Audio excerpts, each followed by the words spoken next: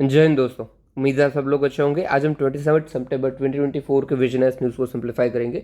कल जो मैंने आपको क्वेश्चन दिए थे ये उसके आंसर्स हैं। देखो, मैंने गलती से ना ऑप्शन गलत दे दिए थे, तो पहले जो ऑप्शन का आंसर है वो ओनली वन होगा, सिर्फ ओनली वन, वैसा कोई ऑप्शन नहीं था। बाकी सब ठीक है, answer would be A, B, B, D। Okay, साथ ही साथ ये आपके आज के क्वेश्चन रहेंगे प्रीलिम्स बेस, और ये क्वेश्चन रहेगा मेंस के लिए। अगर आप इस PDF को डाउनलोड करना चाहते हैं तो टेलीग्राम ग्रुप का लिंक डिस्क्रिप्शन में दे रखा है। साथ ही साथ अगर ये आप अपना आंसर अपलोड करना चाहते हैं तो वो आप टेलीग्राम के चैट ग्रुप में अपलोड कर सकते हैं, उसका भी लिंक डिस्क्रिप्शन में है। साथ ही साथ कमेंट बॉक्स में भी मैं डाल दूंगा, पिन कमेंट में। ठीक है, चलिए शुरू करते हैं। सबसे पहले हमारी देखो बहुत सारी आज न्यूज़ है और सबकी सारी न्यूज़ अच्छी है। ओके, सबसे पहले हमारी न्यूज़ है माइक्रो फाइनेंस सेक्टर को लेकर। सबसे पहले तो माइक्रो फाइनेंस है क्या। तो देखो, जिन लोगों को नॉर्मल बैंकिंग सेक्टर से, फॉर्मल बैंकिंग से लोन नहीं मिल सकती है या फिर उसकी सर्विसेज नहीं मिल सकती है, उन लोगों को हम इनफॉर्मल वे या फिर नॉन बैंकिंग इंस्टीट्यूट्स होती हैं वो लोन देती है या फिर अदर सर्विसेज प्रोवाइड करती है, उसको हम माइक्रो फाइनेंस बोलते हैं। ठीक है, तो स्मॉल वैल्यू लोन्स, क्योंकि माइक्रो फाइनेंस है, small value loans to marginalize and poor individual. Okay, कौन कौन सा दूसरा चीज़ क्या हो सकता है, तो saving account, fund transfer, micro insurance, etcetera जैसी चीज़ें हो सकती है। ठीक है, अब ये न्यूज़ में क्यों था भाई माइक्रो फाइनेंस, तो 50 साल पूरे हुए हैं इंडिया में माइक्रो फाइनेंस इंस्टीट्यूट शुरू हुआ था, उसको सेवा bank as a cooperative bank 1974 में हुआ था, इंडिया का फर्स्ट था ये। साथ ही साथ माइक्रो फाइनेंस इंस्टीट्यूट को हम देखते हैं तो बांग्लादेश के अंदर पहली ग्रामीण बैंक बनाई थी नोबेल लॉरिएट मोहम्मद यूनिस ने, जिसको हम बोलते हैं foundation of modern micro finance institute.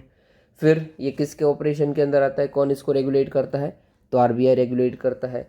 और जो NBFCs होती है, नॉन बैंकिंग फाइनेंशियल कंपनीज, जो कि माइक्रो फाइनेंस इंस्टीट्यूट है, वो किसके अंदर बनी होती है, तो अगेन RBI के अंदर ही उसका फ्रेमवर्क डिज़ाइन होता है एज पर मालेगांव कमेटी। मालेगांव कमेटी ने फ्रेमवर्क इसका सेट किया था, जो कि RBI ने ही फॉर्म की थी। इन शॉर्ट, जो भी माइक्रो फाइनेंस इंस्टीट्यूट है वो RBI के परव्यू के अंदर आती है, दैट्स इट। ठीक है, और इस माइक्रो फाइनेंस इंस्टीट्यूट से कौन सी कमेटी जुड़ी हुई है, तो मालेगांव कमेटी जुड़ी हुई है। डन। अभी सिग्निफिकेंस क्या है भाई, क्यों ये माइक्रो फाइनेंस ज़रूरी है, क्यों हमें भाई पैसा बांटना है मार्जिनलाइज और पुअर सेक्शन को, इवन व्हेन बैंक नहीं दे रही है उसको, क्योंकि उनका क्रेडिट स्कोर नहीं है या फिर वॉट एवर इट इज़। तो भाई सबसे पहले तो फाइनेंशियल इंक्लूजन होता है, इन सारे जो भी लोग हैं उनको हम बैंकिंग सेक्टर के अंदर ला पाएंगे, जो कि मेन पिलर है फाइनेंशियल इंक्लूजन का। फिर एम्पावरमेंट ऑफ वुमन होगा, क्योंकि वुमन भी भाई मार्जिनलाइज सेक्शन से आते हैं और वो सेल्फ हेल्प ग्रुप अपना फॉर्म किए होते हैं। सेल्फ हेल्प ग्रुप क्या होता है, तो सेम कंडीशन, सेम एस्पिरेशन और नीड वाली लड़कियां, वुमन या फिर इवन मेल भी हो सकते हैं, वो एक साथ आते हैं और एक ग्रुप बनाते हैं, ताकि वो कहीं पे भी कुछ अपना से रखना है तो वो रख पाए, उसको हम सेल्फ हेल्प ग्रुप कहते हैं। ठीक है, ये यूजुअली इकोनॉमिक एक्टिविटीज़ के साथ जुड़ा हुआ था, कोई काम करना या फिर गवर्नमेंट के पास से कोई काम मांगना या फिर कोई बैंकिंग सेक्टर के साथ जुड़ के हुए इनकी पूरी की पूरी गारंटी पे कोई लोन ले लेना। ठीक है, एक्सेट्रा काम करता, हमने बहुत बार ये कवर किया हुआ है, इसलिए मैं ऊपर ऊपर से ऐसे ही बता रहा हूँ। फिर भाई पॉवर्टी रिडक्शन में भी काम आता है डेफिनेटली। तो चैलेंजेस क्या क्या है भाई, सबसे पहले तो भाई हाई ट्रांजैक्शन कॉस्ट है, क्योंकि छोटी छोटी छोटी छोटी स्मॉल अमाउंट में हमें बहुत ज़्यादा पैसा देना पड़ता है, इसमें आपका टाइम और पेपर वर्क भी बहुत ज़्यादा हो जाता है, तो भाई हाई ट्रांजैक्शन कॉस्ट है। फिर एब्सेंस ऑफ कोलेटरल है, अभी कोलेटरल होता नहीं है माइक्रो फाइनेंस में, तो अगर कोई शख्स NPA हो जाता है, मतलब अपना पैसा नहीं देता है, तो आप कोई वसूल कर नहीं सकते, आपका पैसा सिक्योर नहीं है इफ़ यू आर बैंक। फिर हायर इंटरेस्ट रेट चार्ज कर, देखो यूजुअली ना माइक्रो फाइनेंस का इंटरेस्ट रेट कम होना चाहिए, बट ऐसा कायदे से होता नहीं है, बैंक वाले भी हाई चार्ज करते हैं। बैंक मतलब ये जो NBFC है, ठीक है, नॉन बैंकिंग फाइनेंशियल कंपनीज या फिर माइक्रो फाइनेंस इंस्टीट्यूट, वो भी हाई चार्ज करती है। फिर हाई क्रेडिट कॉस्ट है, अभी इनको ही पैसा चाहिए होता है, जो इंस्टीट्यूट पैसा बांट रही है उनको उनको ही नहीं मिलता है, ना ही गवर्नमेंट सपोर्ट कम मिलता है एक तो ऑलरेडी, और प्राइवेट सेक्टर भी कोई सपोर्ट करना नहीं चाहता है। तो भाई लो फाइनेंशियल एंड डिजिटल लिटरेसी भी है पुअर्स के अंदर, जो बोरोवर्स हैं। फिर ऑलरेडी जो पुअर हैं वो सबसे ज़्यादा कहाँ से पैसा लेते हैं, तो जो भी उनके गांव में ऑलरेडी इस्टेब्लिश मनी लेंडर होते हैं, ब्याजखोर, उनसे पैसा ले लेते हैं कि कौन ऐसा कागजात के जमेले में पड़े, उससे अच्छा इनसे ही ले लो। तो ये सब एग्जिस्टिंग चैलेंजेस है। गवर्नमेंट कैसे इसको टैकल कर रही है, तो भाई self help group bank linkage programme. तो जैसे मैंने आपको बोला था, ये सेल्फ हेल्प ग्रुप अगर वुमेन का है तो उनको बैंक के साथ जोड़ा जाएगा कि भाई आप इनको लोन दे दीजिए पूरे ग्रुप को, और ये पूरा ग्रुप जिम्मेदारी ले लेगा कि बैंक के साथ लिंकेज करवाइए भाई इनका। फिर प्रधानमंत्री मुद्रा योजना। मुद्रा योजना क्या है? कोई भी एमएसएमई है, माइक्रो स्मॉल मीडियम एंटरप्राइजेस, उनको लोन देते हैं हम। ठीक है, उनका भी क्राइटेरिया होता है कि भाई आपका बिजनेस 3 साल से चालू है और आपकी इनकम 100 करोड़ या उससे कम है, मतलब अलग अलग क्राइटेरिया है। इवन बिजनेस स्टार्ट करने के लिए भी पैसा मिलता है, फाइन। तो इसके अंदर पैसा दिया जाता है 3 कैटेगरीज में मुद्रा योजना के अंदर। शिशु, तरुण, शिशु, किशोर और तरुण। जो शिशु है उसको 50,000 तक दिया जाता है, किशोर है उसको 5 लाख तक, और तरुण है उसको 10 लाख तक। ठीक है, ये एज ग्रुप की बात नहीं चल रही है। ठीक है, ये एमएसएमई की बात कर रही है। जो सबसे छोटा एंटिटी है उसको हम 50,000 तक देंगे। फिर उससे बड़ी जो एंटिटी है, इनसे बड़ी कोई फर्म है, उसको 5 लाख तक, और उससे भी बड़ी कोई है उसको 10 लाख तक देंगे। और इसमें भी क्राइटेरिया है कि अगर किसी सामने जो 10 लाख लेके गया है वो एक बार अपना पूरा डेट चुका देता है तो उसको दूसरी बार हम 20 लाख तक भी दे सकते हैं। ठीक है, ओके, चलिए इतना ही था, कुछ खास इसमें है नहीं। मैंने पहले भी ये बहुत बार बताया हुआ है, इसलिए ज़्यादा हम नहीं खींच रहे। ठीक है, चलिए आगे बढ़ते हैं। वीपो, रिलीज्ड ग्लोबल इनोवेशन इंडेक्स। वीपो मतलब world intellectual property organisation. Innovation index मतलब क्या कि भाई कितने इनोवेशन रजिस्टर्ड हो रहे हैं, क्या नई सोच वाले कोई इन्वेंशन रजिस्टर हो रहे हैं पूरे और वर्ल्ड के अंदर, उसका रैंकिंग है। सबसे पहले टॉप किसने किया? तो स्विट्ज़रलैंड, सबसे ज़्यादा इनोवेशन यहाँ से आ रहे हैं, followed by Sweden, US, Singapore. India की कौन सी रैंक है? तो इंडिया की रैंक है 39। लास्ट ईयर यही हमारी रैंक थी 40, हम एक स्टेप ऊपर आ गए हैं। ठीक है, ओके। साथ ही साथ पॉइंट टू रिमेंबर, जो आप नोट्स में डाल सकते हो, अपने आंसर में लिख सकते हो कि India ranks first among lower middle income economies, और even central and south Asian region में भी for knowledge, technology output, creative output, institution, business sophistication भी इंडिया फर्स्ट आया है। इंडिया की मेन स्ट्रेंथ क्या है भाई? तो ICT, information communication and technology main India की स्ट्रेंथ है। वो एक्सपोर्ट भी हम ज़्यादा करते हैं, फिर वेंचर कैपिटल ज़्यादा रिसीव करते हैं, और जो इंटेंजिबल एसेट इंटेंसिटी है वो भी इंडिया की ज़्यादा है। ओके, साथ ही साथ इसमें क्या हमें बोला है कि भाई सिग्निफिकेंस क्या है इसका? तो सोशल एंटरप्रेन्योरशिप ज़्यादा ग्रो करती जा रही है, वो बहुत फ़ायदेमंद है। सोशल एंटरप्रेन्योरशिप क्या होती है? तो आप सोशली किसी का भला करने के लिए या फिर एनवायरनमेंट अच्छा करने के लिए, एनवायरनमेंट का भला करने के लिए कोई ऑर्गेनाइजेशन लेके आते हो या फिर कोई इनोवेशन लेके आते हो विदाउट मोटिव ऑफ प्रॉफिट। इसमें आपका पर्पस प्रॉफिट का नहीं होता है, इट इज़ सोशल एंटरप्रेन्योरशिप। ठीक है, ये वर्ड आप यूज़ कर सकते हो अपने आंसर में। आपका आंसर को एक एज मिल जाएगी औरों से, क्योंकि बाकी सब नॉर्मल तो लिखते ही हैं। जो भी आंसर होता है 10 में से 5 पॉइंट सबके नॉर्मल ही होंगे। अलग क्या बनाता है? जो 2 पॉइंट आपने अलग अलग दिए दूर औरों से, वही आपको ज़्यादा मार्क्स देंगे और वही आपको टॉपर बनाएंगे। ठीक है, वही आगे लेके जाते हैं। तो भाई सोशल एंटरप्रेन्योरशिप भी लिखिएगा। सिग्निफिकेंस क्या है? तो इकोनॉमी भाई पूरी की पूरी वर्ल्ड की इकोनॉमी में 2 ट्रिलियन के आसपास कंट्रीब्यूशन है, इनोवेशन की बात चल रही है यहाँ पे। फिर एम्प्लॉयमेंट क्रिएशन 10 से 11 मिलियन जितनी सोशल इंटरप्राइजेज और 30 मिलियन जितनी सोशल एंटरप्रेन्योरशिप में लिवलीहुड सस्टेन करती है, जॉब मिलती है। फिर पॉवर्टी टैकल करने में इजी रहता है, एनवायरमेंट डिवास्टेशन से बचाव कर सकते हैं, रेशियल सोशल इनजस्टिस एक्सेट्रा सब में काम आता है। ठीक है, इनोवेशन है तो आएगा ही आएगा। अभी जो रिलीज बार की रिपोर्ट किया है वीपो, उनके बारे में जान लेते हैं। तो भाई सबसे पहले तो ये यूएन की स्पेशलाइज्ड एजेंसी है, 1967 में इसको रजिस्टर्ड किया गया था। इसका मेन भाई ऑब्जेक्टिव क्या है? तो इंटेलेक्चुअल प्रॉपर्टी राइट सिस्टम को सब कुछ देखना। ठीक है, दैट्स इट। मेंबर इंडिया इसका मेंबर है, इंक्लूडिंग 193 और भी हैं। मेजर ट्रीटीज़ कौन कौन सी है तो जिसका इंडिया मेंबर है, ये अपना इंटेलेक्चुअल प्रॉपर्टी के रिलेटेड। ठीक है, तो 3 है मेजरली और इंडिया तीनों का मेंबर है, ऑल 3 का। सबसे पहला पेरिस कन्वेंशन जो कि इंडस्ट्रियल प्रॉपर्टी की बात करता है। फिर बर्न कन्वेंशन जो कि लिटरेसी एंड आर्टिस्टिक वर्ड की बात करता है। और लास्ट पेटेंट कॉपरेशन जो कि पेटेंट की बात करता है। ठीक है, अभी ये सब तो आपको पता है ना, ये इंटेलेक्चुअल प्रॉपर्टी और मैं सब बोल रहा हूँ। एग्जांपल दे देता हूँ, समझ लीजिए कि मैंने कोई साइंटिफिक डिस्कवरी कर दी, कोई दवाई खोज ली, तो मेरी इंटेलेक्चुअल प्रॉपर्टी है। मतलब जो उसकी मैंने खोज की है वो मेरा इनोवेशन है खुद का, कि कोई गंभीर बीमारी थी, मैंने खोजी, मैं चाहूँ तो अपने पास उसकी कॉपीराइट लग सकता। दवाई का मत सोचिए, समझ लीजिए कि कोई मैंने नया टाइप का मोबाइल खोज लिया है, मोबाइल का इनोवेशन कर दिया, तो वो मेरी प्रॉपर्टी है। जैसे एप्पल करता है ना iOS को अपनी प्रॉपर्टी, वो उसकी इंटेलेक्चुअल प्रॉपर्टी है। ओके, तो इसी सब इनोवेशन को हम इंटेलेक्चुअल प्रॉपर्टी में देखते हैं और उसके लिए इंटेलेक्चुअल प्रॉपर्टी राइट भी है। और वैसे ही तरीके से जो इंडस्ट्रियल प्रॉपर्टीज़ होती है उसके लिए पेरिस कन्वेंशन है। वैसे ही आपका कोई बुक या फिर आपका कोई दूसरा वर्क है पढ़ाई लिखाई वाला, उसके लिए बर्न कन्वेंशन है। और कोई आपकी पेटेंट है उसके लिए पेटेंट कॉर्पोरेशन है। ठीक है, चलिए आगे बढ़ते हैं। India signs agreement with marine biodiversity of area beyond national jurisdiction at United Nation General Assembly. Okay, सबसे पहले ये एरिया बियॉन्ड नेशनल ज्यूरिडिक्शन क्या है। तो मैंने बहुत बार ही आपको बताया कि हर एक कंट्री की एक बॉर्डर होती है। ठीक है, ये बॉर्डर है जैसे हमारी, और इससे 200 नॉटिकल माइल तक जो एरिया है उसको हम बोलते हैं एक्सक्लूसिव इकोनॉमिक जोन। अभी एक्सक्लूसिव इकोनॉमिक जोन तो 200 तक ही है, ठीक है, 200 नॉटिकल माइल तक ही। उसके बाद का जो भी होगा ना उसको हम बोलेंगे एरिया बियॉन्ड नेशनल ज्यूरिडिक्शन। ठीक है, इसको ना दूसरा भी नाम दिया जाता है एरिया बियॉन्ड नेशनल ज्यूरिडिक्शन को, हाई सी करके, हाई सी। और देखो सिर्फ इंडिया का तो नहीं, ठीक है ना, हर एक देश का ये 200 के बाहर जो भी एरिया बच रहा है वो सब हाई सी का पार्ट है। और ऐसे टोटल अगर पूरे वर्ल्ड में देखा जाए ना तो 64% जितना भी ओशन है वो हाई सी का पार्ट है। मतलब किसी की कायदे के टेरिटरी के अंदर आता नहीं है ये एक्सक्लूसिव इकोनॉमिक जोन के अंदर। ओके, इधर दूसरा भी देख लेते हैं, हाई सी क्या है। तो और parts of ocean that aren't included in exclusive economic zone. फिर इसके लिए कौन सा कन्वेंशन या फिर बॉडी काम करती है, तो उनक्लोज काम करती है United Nation convention of law of sea.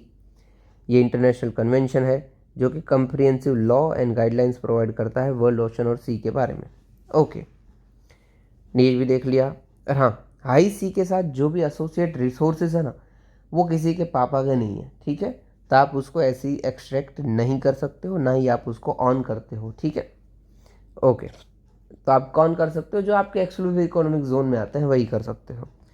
ये देख ली, ये PYQ था। ठीक है, अभी जो मैं बता रहा हूँ, आपका जो भी लैंड है, लैंड से आप आगे बढ़ते जाते हो ये इंटरनल वाटर आएगा, और फिर उससे आगे 12 नॉटिकल माइल तक जो आपका आता है उसको हम बोलते हैं टेरिटोरियल सी। ये आपका टेरिटरी का सी है, ये आपका पार्ट है, ये टेरिटोरियल सी 12 नॉटिकल माइल तक।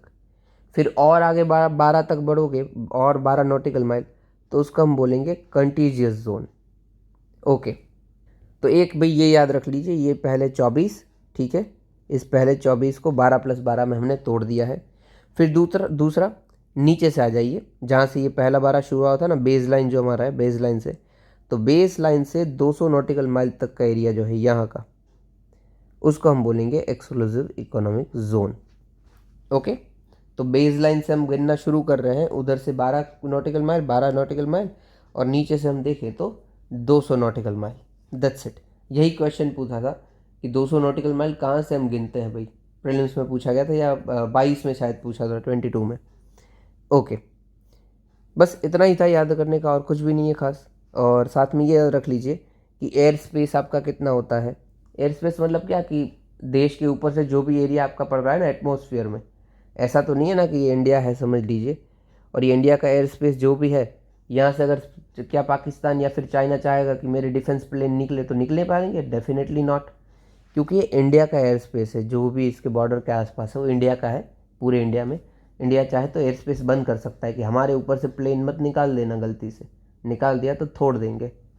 ठीक है, तो ये एयर स्पेस कितना देर तक चलता है, तो जो भी आपका टेरिटोरियल सी जिधर तक है ना उतने एरिया तक, मतलब कि ये अगर इंडिया है और इंडिया का टेरिटोरियल सी इतने तक है, तो इतने तक ही आपका एयर स्पेस भी होता है।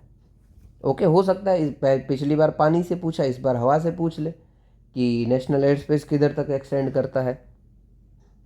ओके, चलिए आगे देखते हैं। हमने भाई ट्रीटी साइन की है बायोडाइवर्सिटी को बचाने के लिए बियॉन्ड नेशनल जुरिडिक्शन, हाई सी। कौन कोई इस एग्रीमेंट का पार्ट रहा, तो ministry of earth and sciences वही सब देखती है। उसको हाई सी भी ये जो इसके लिए ट्रीटी है 2023 में 2023 में ये साइन हो गई थी। ठीक है, सब ने मिलकर की थी। इसको हाई सी ट्रीटी भी बोला जाता है, आप इसको याद रखोगे, हाई सी ट्रीटी। किसके द्वारा साइन होते हैं, उन क्लॉज के द्वारा सब लोग देखते हैं। UN nation convention of law सी।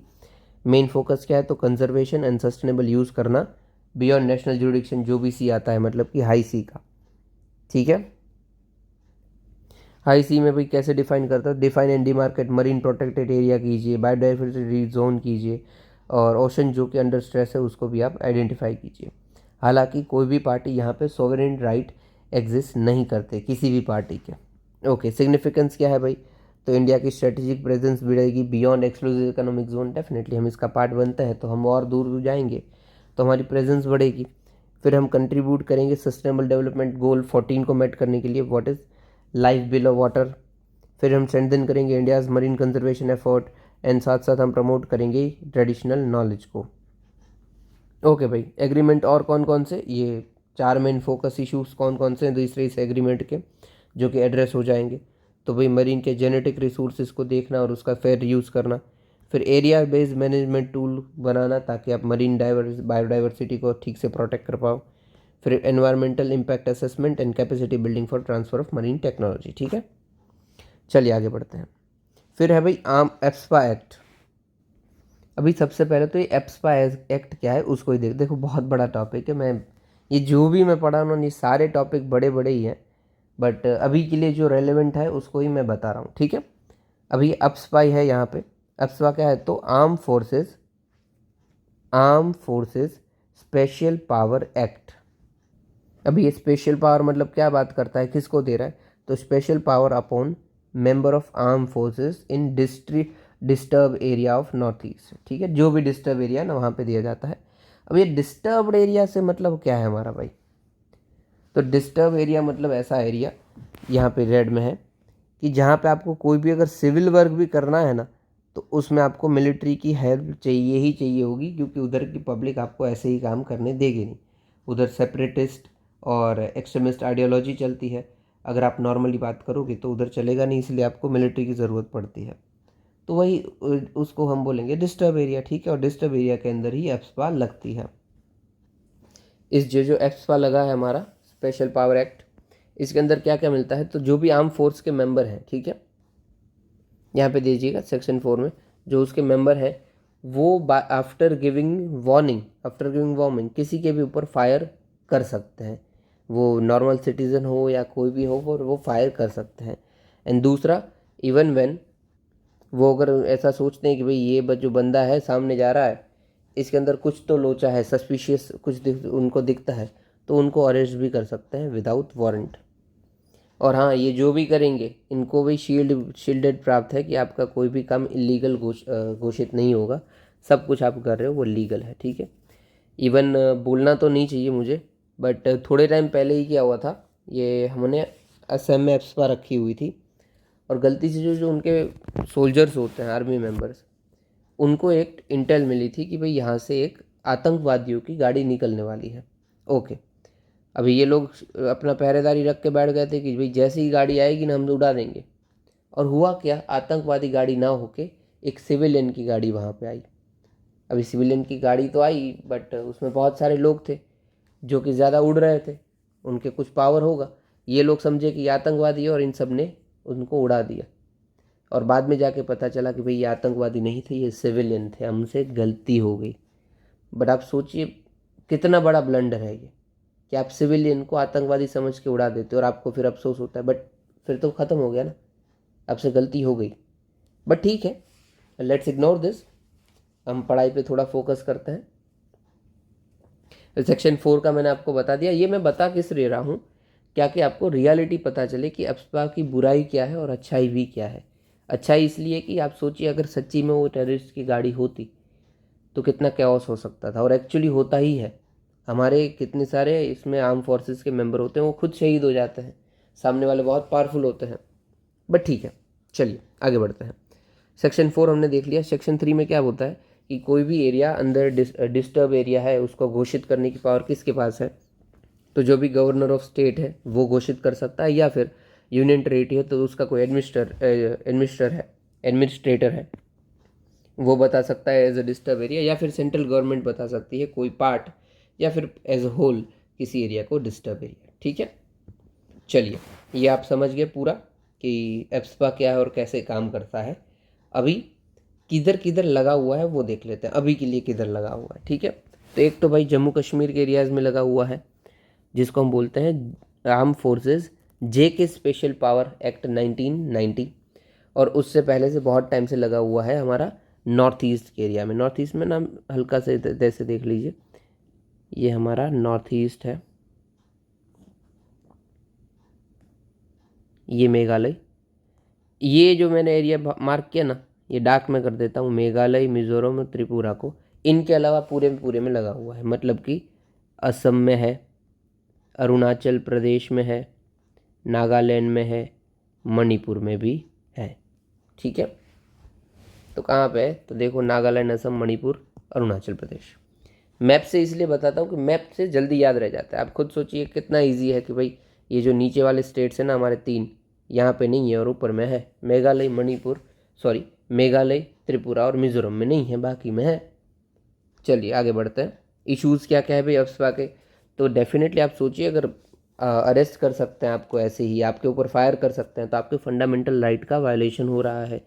साथ ही साथ इंटरनेशनल लॉ का भी वायलेशन है, जैसे कि universal declaration of human rights and international covenant on civil and political rights. फिर सेंटर और स्टेट के बीच में भी कॉन्फ्लिक्ट होती है, क्योंकि आप अगर समझ किसी भी स्टेट के एरिया को डिस्टर्ब एरिया बताते हो, स्टेट के लिए तो भाई नुकसान ही है ना, स्टेट की ऑटोनॉमी जा रही है उधर। वे फॉरवर्ड क्या है, तो भाई जीवन रेड्डी कमेटी की एक रिकमेंडेशन है कि एप्सपा को रिपील कर दीजिए। साथ ही साथ यूएपीए जो अपना है उसको भी हटा दीजिए, ये ज़रूरी है। एंड दूसरा, बॉटम अप अप्रोच लाइए। बॉटम अप अप्रोच क्या होती है कि बॉटम, यहाँ पे जो भी मेन समस्या है बॉटम पे, गांव में या फिर कोई पर्टिकुलर एरिया में, उस समस्या को टैकल कीजिए और फिर धीमे धीमे ऊपर आइए।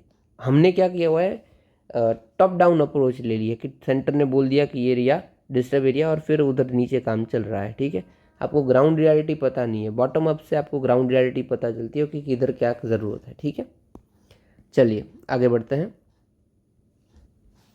अभी भैया प्राइम मिनिस्टर ने 3 नए परम रुद्र सुपर कंप्यूटर लॉन्च किए हैं, हाई परफॉर्मेंस कंप्यूटिंग सिस्टम वाले। मतलब 3 लॉन्च किए हैं, जिसके अंदर HPS भी है, हाई परफॉर्मेंस कंप्यूटिंग सिस्टम, ठीक है। चलिए सबसे पहले तो भाई सुपर कंप्यूटर क्या होते हैं, तो ये largest and most powerful devices है जो कॉम्प्लेक्स कंप्यूटिंग होती है वो बहुत ही तेज़ कर सकते हैं। अभी कैसे करते हैं तो वो सब छोड़िए, इन शॉर्ट तेज़ कर सकते हैं, ठीक है। इनकी जो स्पीड होती है वो स्पीड हम किस में मेजर करते हैं, तो फ्लॉप्स में मेजर करते हैं, फ्लॉप्स में। वो देखो यूपीएससी ने पहले उससे पूछ लिया है क्यूबिट से, तो हो सकता है इस बार फ्लॉप्स से पूछ ले। और जो मैं ये बताया आपको कि क्यूबिट पूछ लिया, तो क्यूबिट क्या होता है, तो क्वांटम इंफॉर्मेशन की जो हम बात करते हैं ना, वो किस में स्टोर होती है, क्वांटम, तो वो स्टोर होती है क्यूबिट में। यहाँ पे लिख नहीं रहा हूँ, जगह नहीं है, हटा दे रहा हूँ। तो वो पूछा, तो इस बार हो सकता है कि सुपर कंप्यूटर कौन सी स्पीड पे काम करते हैं, तो फ्लॉप्स पे काम करते हैं। ओके, हमने ये बनाया, उसके बारे में अभी हल्की फुल्की बात ले लेते हैं।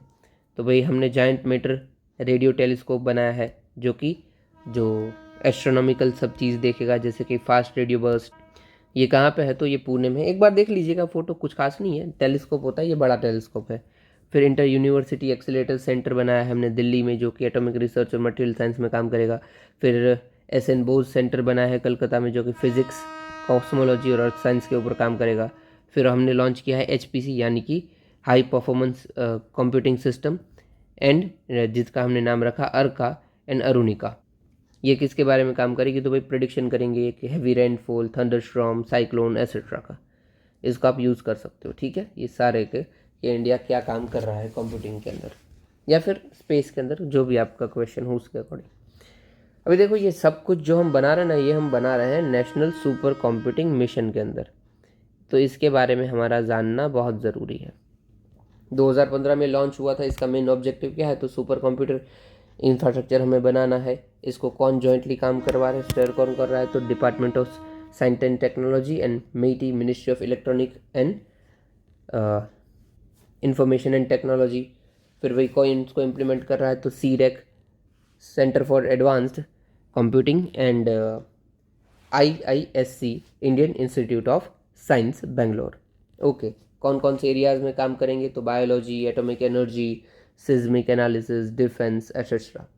और साथ ही साथ ये देख लीजिए सीडैक क्या है हमारा, जो हमने ऊपर देखा सीडैक, तो सीडैक रिसर्च एंड डेवलपमेंट का ऑर्गेनाइजेशन है और मीटी का है, इसको हमने 1988 में बनाया था और इसका मेन फोकस क्या है, तो सुपर कंप्यूटिंग डिवाइसेस को बनाना। ओके, जैसे कि इन्होंने पहले भी बना दिए हैं, परम सीरीज़ ऑफ कंप्यूटर बनाए हैं, परम 800, परम 10,000। जो परम 800 तो था ना, वो हमारा first giga scale super computer था, 1990 में हमने लॉन्च किया था। अभी के लिए इंडिया का फास्टेस्ट सुपर कंप्यूटर कौन है, तो एरावत है। इससे पहले कौन था, तो इससे पहले था परम सिद्धि। तो आपको क्वेश्चन आए तो कि भाई परम सिद्धि, एरावत, ये सब क्या है, तो सुपर कंप्यूटर्स हैं। ओके, चलिए आगे बढ़ते हैं। CDSCO ने ड्रग अलर्ट रिलीज़ किया है कि भाई बहुत सारी दवाइयाँ ऐसी है जो कि बिना क्वालिटी के चेक किए इंडिया में घूम रही है, उसको भाई बंद करवाइए, ये नॉट ऑफ स्टैंडर्ड क्वालिटी है। ओके, सबसे पहले बता देता हूँ कैसे ये काम चलता है, ठीक है। ड्रग रेगुलेशन क्या है इंडिया के अंदर, कोई भी दवाई आती है तो कैसे कामकाज चलेगा। तो भाई हमने एक बॉडी बना के रखी है CDSCO, मतलब कि भाई central drug standard control organisation. देखो क्या है नाम में ही, ड्रग स्टैंडर्ड कंट्रोल करना है हमें। ओके, अभी इसी CDSCO के अंदर एक हेड है, हम अपॉइंट करते हैं, जिसका है drug controller general of India. इनका मेन क्या होगा कि ड्रग जितने भी आ रहे हैं उसके ऊपर मॉनिटरिंग करना। Okay, but time by time monthly data release करना कि कौन कौन सी दवाई की कितनी अच्छी क्वालिटी है और किसकी क्वालिटी नहीं है। ये लिस्ट भी इशू करते हैं हर month, not of standard quality list, मतलब जो दवाई स्टैंडर्ड की नहीं है, ठीक है। तो ये एक रेगुलेशन हो गया। दूसरा हमारे अंदर दवाई का रेगुलेशन क्या है, तो नेशनल फार्मास्यूटिकल प्राइसिंग अथॉरिटी, ये सारे ड्रग की शॉर्टेजेस, उसकी प्राइजेस, ये सब को मॉनिटर करती है और उसके अकॉर्डिंग काम करती है।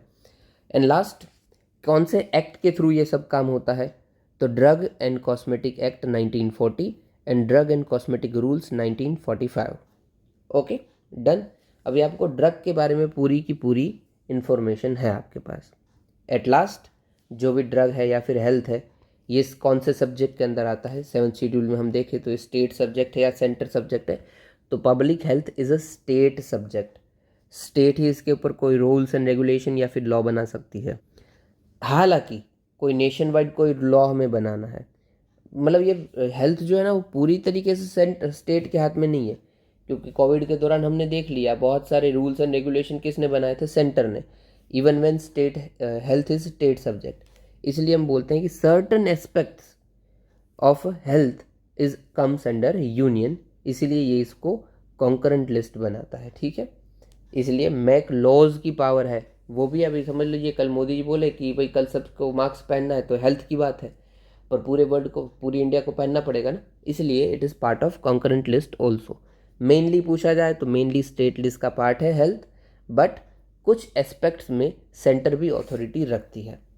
ओके, चलिए अभी इसने बोला क्या था भाई, तो बहुत सारी दवाइयाँ जैसे कि विटामिन D3 वाली दवाई, कैल्शियम, पैरासीटामॉल, ये सब नॉट ऑफ स्टैंडर्ड क्वालिटी है। अपने घर में भी बता दीजिएगा कि लेना बंद कर दे अगर कोई ले रहा हो तो। इसमें मोर देन 50 ड्रग्स के सैंपल हमने देखे थे। इश्यूज़ क्या क्या है ड्रग रेगुलेशन में, अनइवन इम्प्लीमेंटेशन है, जो हमने बोला गया है उसको ठीक से इम्प्लीमेंट नहीं करते हैं। जैसे थोड़े टाइम पहले ही हमने बोला था कि फिक्स डोज कॉम्बिनेशन को हमने बैन किया था। फिक्स डोज कॉम्बिनेशन क्या होता है, फॉर एग्जाम्पल कि भाई आप कॉम्बी फ्लेम ले लीजिएगा और इसके साथ आप ले लीजिएगा पैरासीटामोल, तो ये कॉम्बिनेशन हो गया कि ये दवाई साथ में ले लो। तो वैसे ही हमने थोड़े टाइम पहले बहुत सारे कॉम्बिनेशन को बंद कर दिया क्योंकि वो हेल्थ के लिए अच्छे नहीं थे, पर ठीक से कामकाज होता नहीं, इम्प्लीमेंट नहीं होता है ठीक से भाई। फिर भाई डिस्क्रिशन चलता है ऑफिसर्स का, जो एक्ट है हमारा drug and cosmetic act and rules, उनका ठीक से वही रेगुलेशन और पालन होता ही नहीं है, तो उधर भी बात ख़त्म हो जाती है। और इसके अंदर कायदे से कोई आपको गाइडलाइंस भी नहीं प्रोवाइड करके रखी है कि कैसे काम होगा, किस तरीके से होगा, तो भी दिक्कत आ जाती है। अभी देखो दे के नहीं रखी है एक्ट के अंदर, तो क्या होगा, जो भी ऑफिसर होगा अपने मन का करेगा, तो ये डिस्क्रिशन आ जाता है ऑफिसर्स का। एंड लास्ट, जो एज पर मशेलकर कमेटी या फिर माशेलकर कमेटी, हमको ट्रेंड और एडिक्वेट स्टाफ की ज़रूरत है, जो कि हमारे पास अवेलेबल नहीं है। अदर इशू क्या हो सकते हैं, तो suitable infrastructure, funding, coordination etcetera. Okay, main आप क्या क्या यूज़ करोगे, तो ये जो बीच का डेटा है ब्लू में लिखा हुआ वो यूज़ करेंगे, और ये मशेलकर कमेटी को तो भूलना ही मत, ठीक है। हेल्थ का कोई क्वेश्चन है तो वे फॉरवर्ड क्या है, तो वे टेक्नोलॉजी का यूज़ कीजिए, नेशनल ड्रग अथॉरिटी को और एक बार रिवाइज कीजिए, रिवैम्प कीजिए और इम्प्लीमेंटेशन कीजिए आपके सारे के सारे ऑर्डर्स का, क्योंकि अभी तक ऐसी सिस्टम नहीं है कि ऑर्डर्स का इम्प्लीमेंटेशन ठीक से हो रहा है कि नहीं उसको देखें। यस, तो दैट्स इट। ये हमारी बड़ी न्यूज़ सारी की सारी हो गई, थोड़ी बड़ी थी, माफ़ करना, बट यार समझाना ज़रूरी है, मैं क्या करूँ। अगर मैं चाहूँ तो आपको यूँ उड़ा के बता दूँ, क्योंकि आपको पता है मुझे ये पढ़ता हूँ ना 22 से 23 मिनट लगते हैं मैक्स, कभी 25 मिनट नहीं होता है, बट बताने में मेरा बहुत टाइम चला जाता है, ऊपर से हाईलाइट करना, बताना और इतना लंबा चौड़ा करके बताना ताकि आपको भी ईजी रहे। बट फिर भी ठीक है, आपको फ़ायदा मिलना ज़रूरी है। चलिए शुरू करते हैं, शॉर्ट न्यूज़ देखते हैं। और हाँ भाई, इससे पहले आपको अगर वीडियो पसंद आ रहा है तो लाइक शेयर कमेंट सब्सक्राइब ज़रूर कीजिए। आपको ये सब कॉन्सेप्ट इजी याद रह जाने चाहिए, मैं यही चाहता हूँ कि आपको ऐसा हो कि हाँ भाई ये मुझे पता है कि ऐसा कुछ था, भले ही आप नाम भूल गए हो, अंडरस्टैंडिंग आ जाएगी ना तो एग्ज़ाम में आपको दिक्कत नहीं होगी, ठीक है। और मैं सोच रहा हूँ कि मैं कुछ वीडियो भी बनाऊँ, पर मुझे टाइम नहीं मिलता है, बट कोशिश करेंगे हम। पसंद आ रहा है तो भाई लाइक शेयर कमेंट सब्सक्राइब ज़रूर कीजिएगा, ताकि मुझे भी पसंद आए कि हाँ भाई अपने वीडियो अच्छे चल रहे हैं और अच्छा काम हम कर रहे हैं। चलिए भाई, फिर है भारत 6G अलायंस।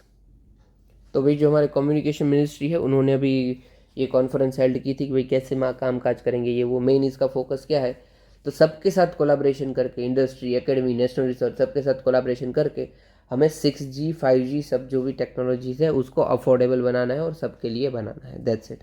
और हमारा एम है कि हम लीड करें पूरे वर्ल्ड में सबसे ज़्यादा अपनी ये टेक्नोलॉजी के मामले में, नेटवर्किंग के मामले में, ठीक है। ओके दैट्स इट, इतना ही काम का है और कुछ काम का नहीं है, बाकी हटाइए। फिर है इतुर नगरम वाइल्ड लाइफ सेंचुरी। तो देखो नाम से ही पता चल रहा है, नगरम साउथ की जगह पे है, तो किधर है, तो तेलंगाना में है, वरंगल के अंदर। ये ओल्डेस्ट सेंचुरी है, one of the oldest sanctuary है, सॉरी ये हाईलाइट कर लीजिएगा यार, one of the oldest sanctuary है, 1953 में बनी थी। ये कौन सी लेक के बाजू में है, तो लखनवरम लेक के बाजू में है। इसी वाइल्ड लाइफ सेंचुरी के बीचों बीच से एक रिवर निकलती है, दायम वागू फ्लो, पेरिनियल रिवर है ये। और इम्पॉर्टेंट चीज़ जो कि हमें याद रखनी है, यहाँ पे एशिया का लार्जेस्ट ट्राइबल जात्रा होती है जिसका नाम है सम्मका सरका जात्रा। और ये कब होती है, तो हर 2 साल में एक बार होती है। ओके, अभी ये सम्मक सरलक का है ना, इसको ज़रा सा देख लो, ये मैंने पीछे डाला हुआ है, यहाँ पे देखो, अब देख लेना, इसको पीडीएफ में अटैच ही है ये देखो यहाँ पे है सम्मक सरक का जात्रा। अभी देखिए, सम्मका मदर थी और सरक का उनकी डॉटर थी। पूरी कहानी मुझे पता है, बट अगेन मैं बता नहीं सकता हूँ, टाइम का कॉन्स्ट्रेंट है मेरे पास। ये कोया ट्राइब से थे और काकातिया रूलर्स का उधर राज चल रहा था उस टाइम पे, ये तेलंगाना के एरिया में। तो बस काकतिया रूल था, वो थोड़ा सा अनजस्ट था, टैक्स बहुत ही उन लोगों ने बढ़ा दिया था, तो उन्हीं के अगेंस्ट में ये सम्मक्का और सरक्का, मतलब मदर एंड डॉटर का डुओ काकतिया से लड़ जाता है। कोया ट्राइब से ये लोग थे, इसीलिए इनको बहुत मान से अभी तक याद किया जाता है कि ये अनजस्टिस के लिए लड़े थे, इनजस्टिस के सामने लड़े थे, जस्टिस के लिए लड़े थे। ओके, ये सारे के सारे ना, ये सब वुमेन वॉरियर्स ही हैं जो अपनी इंडियन हिस्ट्री में कुछ इंपॉर्टेंट लड़ाइयाँ लड़ चुकी हैं, ठीक है। आप देख लेना, अभी के लिए सम्मक सरक का था तो मैंने उतना बता दिया। अगेंस्ट किन के लड़ी है, तो काकातिया रूरल क्यों लड़ी है, तो टैक्सेशन के लिए लड़ी है, वो बहुत ही इनजस्टिस था उसके लिए, ठीक है। इवन ये जो सम्मक का सरक का है, इनको अभी भी उधर के मंदिरों में, मतलब उधर की कई जगह में पूजा जाता है एज अ गॉडेस, ठीक है। चलिए आगे बढ़ते हैं। जात्रा मतलब उसका फेस्टिवल है, उनके नाम से फेस्टिवल हम ऑर्गेनाइज करते हैं। ओके, फिर इसको देख लीजिए, ICBM inter continental ballistic missile. देखो नाम से ही पता चल रहा है, इंटर कॉन्टिनेंटल मतलब एक कॉन्टिनेंट से दूसरे कॉन्टिनेंट तक जा सकती हो, और बैलिस्टिक मिसाइल मतलब बैलिस्टिक मिसाइल है वो।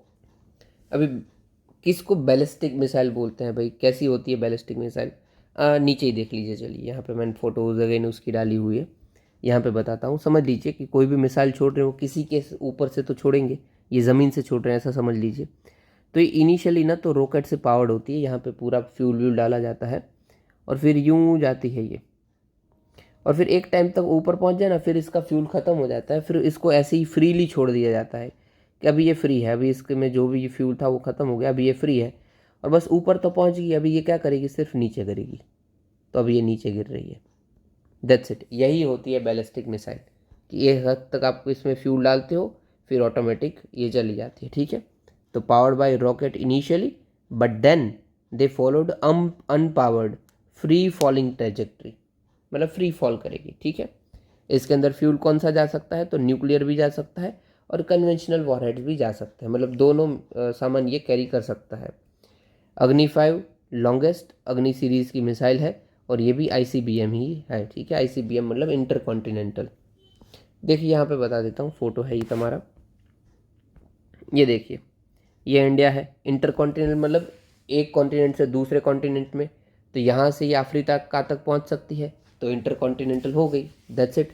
फिर ये यहाँ से यूरोप तक पहुँच सकती है, तो इंटर कॉन्टिनेंटल हो गई। अब सोचिए इस रेंज के अंदर पूरा का पूरा चाइना हम कवर कर लेते हैं, तो चाइना अगर थोड़ी सी भी ऊंच नीच कराएं तो यहाँ से भी बैठे बैठे इस टारगेट को हिट कर सकता है। पाकिस्तान तो है ही है।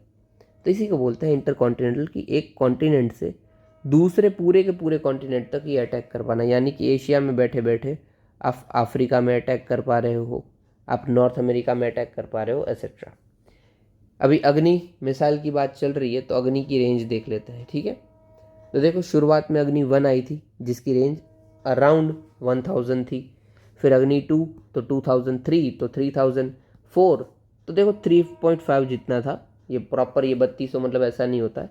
फिर ये 5 मतलब 5000। और ना इनके बीच में एक छोटी सी भी आती है अग्नि प्राइम, यहाँ पे नहीं लिखा हुआ है, अग्नि प्राइम जिसकी रेंज 1.5 to 2 जितनी है, ठीक है। इन दोनों के बीच में आती है, ये नई है, ये नई बनाई है हमने, ओके। अब सीख लिए, राइट। और साथ ही साथ भाई दूसरा भी बता देता हूँ, हमारी ये जो भी मिसाइल बनती है ना, इनके लिए हमने पहले एक प्रोग्राम लेके आए थे, इंटीग्रेटेड, यहाँ पे फुल फॉर्म नहीं लिख रहा हूँ, इंटीग्रेटेड मिसाइल डेवलपमेंट प्रोग्राम, ठीक है। अभी ये मिसाइल डेवलपमेंट प्रोग्राम के अंदर हमने मेनली 5 मिसाइल का नाम रखा। पटना आप याद रख लोगे, पटना, P फॉर पृथ्वी, अग्नि, ये क्रोनोलॉजी आज टेढ़ी मेढ़ी हो सकती है क्योंकि कोड में है, T for Trishul, N for Nag, N for Akash, ठीक है। पृथ्वी, अग्नि, त्रिशूल, नाग, आकाश। तो ये किसके अंदर बना था, तो इंटीग्रेटेड मिसाइल डेवलपमेंट प्रोग्राम, या फिर ना इसको हम दूसरा भी बोलते हैं, integrated guided missile development programme. आप दोनों यूज़ कर सकते हो, ठीक है। बेटर क्या रहेगा, तो ये गाइडेड मिसाइल डेवलपमेंट प्रोग्राम रखो तो वो बेटर रहेगा, ठीक है। चलिए पटना याद रख लेना, पटना से तो आप काफ़ी सारे होंगे भी, सही पॉसिबिलिटीज़ है, देख लेना। चलिए आगे देखते हैं। भारत हो गया, ये तुरंगम हो गया, ICBM। अब ये देख लीजिए ग्लोब नेटवर्क। अब ये ग्लोब क्या है भाई, तो एंटी करप्शन लॉ को ग्लोबली इम्प्लीमेंट करने के लिए इसका हमने नेटवर्क बनाया है, वही ग्लोब है, ठीक है। तो इंडिया इलेक्ट हुआ है as a steering committee of Globe, ठीक है। ग्लोब मतलब global operation network of anti corruption law enforcement authority network, anti corruption के लिए इन शॉर्ट ये काम करता है, ठीक है। जेनेसिस क्या है भाई ग्लोब नेटवर्क का, जो यूनाइटेड नेशन जनरल असेंबली के स्पेशल सेशन अगेंस्ट करप्शन में ये बना था 2021 के अंदर। ये एक G20 का इनिशिएटिव था, G20 के फ्रेमवर्क से आया हुआ, ठीक है। मेन इसका काम क्या है, तो एंटी करप्शन को भी मैंडेट को ठीक से करना। ये गवर्नेंस किसके अंदर करते हैं, तो govern by member and supported by United Nation office of drug and organise crime या ऐसा कुछ है, ठीक है। हाँ ऐसा ही है कि office of drug and crime ऐसा कुछ है, अभी मुझे याद नहीं, आप देख लेना, पर शायद वही है, drug and crime, office of drug and crime, okay. फिर मेंबर क्या है, 121 मेंबर्स हैं भाई इसके, इंडिया भी डेफिनेटली पार्ट है। मिनिस्ट्री ऑफ होम अफेयर्स जो सेंट्रल अथॉरिटी सर्व करता है इंडिया के लिए, वाइल CBI एंड ED है वो रिप्रेजेंट करते हैं इंडिया को एज ए मेंबर अथॉरिटीज़, और वो करेंगी ना क्योंकि यही तो देखते हैं हमारे इंडिया के अंदर करप्शन क्या चल रहा है, ठीक है। चलिए आगे की न्यूज़ देखते हैं। ग्लोब भी हो गया है, ICBM हो गया है। फिर है जीतिया जीवित पुत्री का फेस्टिवल। देखो नाम से ही पता चल रहा है, जीतिया मतलब जीना, और जीवित पुत्र पुत्री का, तो बस कि भाई पुत्र या फिर पुत्री जिंदा रहे ज़्यादा, उसके लिए जो फेस्टिवल होता है वो जीतिया या फिर जीवित पुत्री का फेस्टिवल होता है। कौन से एरियाज़ में ये होता है भाई? तो बिहार, उत्तर प्रदेश, झारखंड, नेपाल। आप कह सकते हैं अपने जो नॉर्दर्न प्लेन्स हैं उसके एरियाज़ में होता है। क्या सेलिब्रेट होता है? Celebrated by mothers who fast for well being and long life of prosperity of childrens. Okay, festival कब आता है? तो 3 दिन तक रह जाता है। और ये फर्स्ट इनका जो पहला फेस्टिवल होता है उसको हम नहाए खाए दिन के तरीके से सेलिब्रेट करते हैं। ठीक है, ये ना माघ मंथ के आसपास आता है, मुझे पता नहीं, अभी देखो मुझे वो नाम नहीं याद रहता है गुजराती हिंदी वाले, बट शायद माघ है। ओके, फिर फेस्टिवल हिंदू माइथोलॉजी के अंदर पर्टिकुलरली क्यों से भाई हम सेलिब्रेट करते हैं, किन के नाम पर? तो किंग जिमुतवाहन के नाम पर इसे सेलिब्रेट किया जाता है। ठीक है, ये जिमुतवाहन भी कौन थे? तो ये बहुत अच्छे राजा थे जो अपना सेक्रीफाइस कर देते थे लोगों के भले के लिए। ओके चलिए, काफ़ी है। मेन इसको आपको वही याद रखना है कि इनका फोकस क्या है, क्या इनका ऑब्जेक्टिव है, ये क्यों सेलिब्रेट करते हैं, कहाँ करते हैं। ओके, फिर है भाई कस्तूरी रंगन कमेटी। हल्का सा देख लीजिएगा आप इसमें। तो देखो जो वेस्टर्न घाट वाला एरिया है, ये हम इंडिया देखते हैं तो ये जो एरिया है ये वेस्टर्न घाट वाला एरिया है। ठीक है, लेफ्ट बाजू वाला, इस एरिया में डेवलपमेंट की बातचीत चलती रहती है, साथ ही साथ उसको प्रोटेक्ट करने की भी बात चलती रहती है। तो 2011 के आसपास एक रिपोर्ट आई थी, गदगिल कमेटी की रिपोर्ट। ठीक है, माधव गदगिल करके उनके जो हेड थे वो थे, इसलिए गदगिल कमेटी की रिपोर्ट। और उन्होंने बोला था कि 75% जितना एरिया एनवायरमेंटली सेंसिटिव है और उसको हमें एनवायरमेंटली सेंसिटिव बना देना चाहिए। अब देखो दिक्कत क्या है कि आप सोचिए कि वेस्टर्न घाट बहुत बड़ा है, उसमें 75% जितना एरिया आप बना दोगे तो डेवलपमेंट एक्टिविटी कहाँ पे करोगे, जियोगे कैसे, हार्ड हो जाएगा।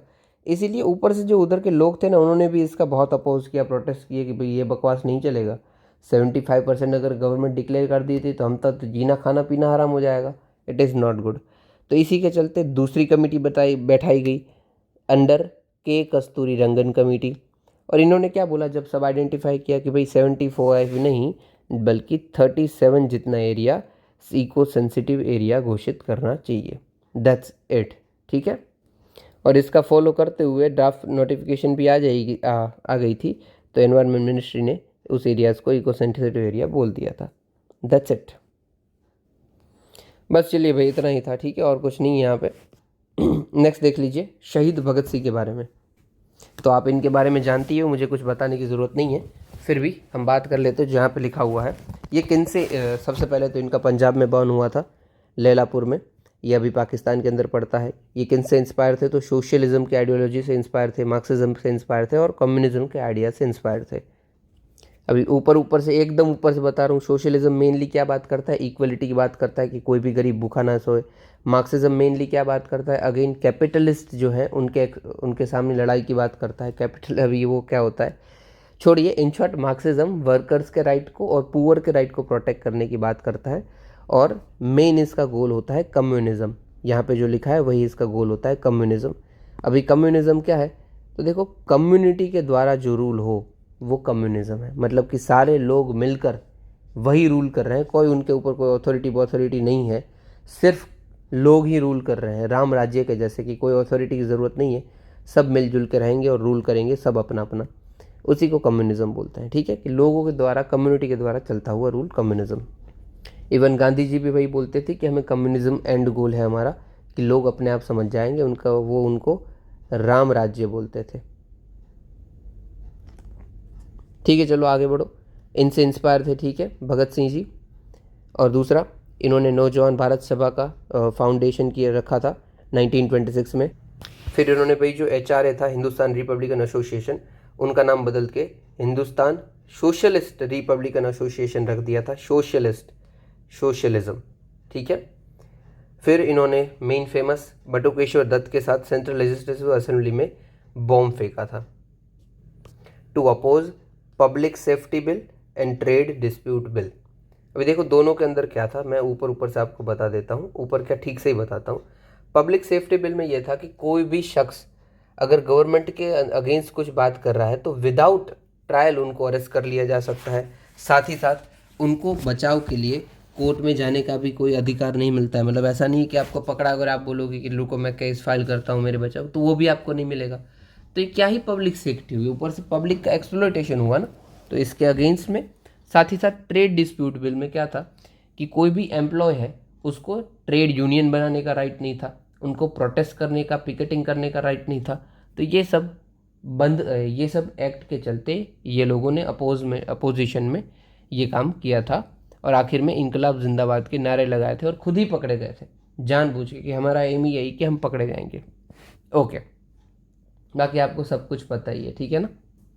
इनका बुक का नाम क्या था, तो why I am atheist, and दूसरा द जेल नोटबुक। ओके, आगे देखते हैं, कोई छोटी न्यूज़ छूट गई है शायद। हाँ, ईयू का डिफॉरेस्टेशन रेगुलेशन भाई, इसमें भाई यूरोपियन यूनियन ग्लोबल फॉरेस्ट को बचाने की बात करता है कि इन शॉर्ट यूरोप के साथ कोई भी ट्रेड कर रहा है तो वो जो भी चीज़ है वो उस तरीके वो डिफॉरेस्टेशन करते ना आई हुए, ठीक है, फॉरेस्ट काट के ना आई हुई हो, दैट्स इट। अगर वो आई हुई है तो आपको उसके ऊपर ज़्यादा टैक्स भरना पड़ेगा, दैट्स इट, ठीक है। या तो आपका वो प्रोडक्ट लेंगे नहीं या फिर ज़्यादा टैक्स भरो। ओके, तो यही है ईयू डिफॉरेस्टेशन रेगुलेशन। एंड फिर आखिरी न्यूज़ हमारी नेशनल करियर सर्विस। तो हमारी ministry of labour and employment ने अमेजोन के साथ मिलकर एमओयू साइन किया है 2 साल के लिए। मेन फोकस क्या रहेगा, तो जो भी जॉब सीकर हैं और एम्प्लॉयमेंट अपॉर्चुनिटी है उन दोनों को ब्रिज ग्रैप कर देना, ठीक है। तो जिनको जॉब में कर्मचारी चाहिए उनको भी आप एम्प्लॉय दे दो, कर्मचारी दे दो, और जिनको जॉब चाहिए उनको जॉब दे दो, ठीक है। दैट्स इट, इतना ही था न्यूज़ में, और कुछ खास नहीं है। और ये आपके आज के क्वेश्चंस रहेंगे, अटेम्प्ट ज़रूर कीजिएगा। मेंस का क्वेश्चन भी अटेम्प्ट कीजिएगा। देखो आप लिखोगे नहीं ना तो इम्प्रूव नहीं हो पाओगे, तो लिखे, गंदा लिखिए पर लिखिए। मैं हूँ, आपका आंसर मैं चेक कर दूंगा जब भी मेरे पास टाइम होगा। स्पेशली संडे को मैं थोड़ा सा फ्री रहता हूँ, तो संडे को मैं कोशिश करूँगा कि आपको चेक कर दूँ। दैट्स इट, ये भी देख लीजिएगा टाइम मिले तो, और पसंद आया तो लाइक, कमेंट, शेयर, सब्सक्राइब ज़रूर करना। सुनने के लिए शुक्रिया। जय हिंद।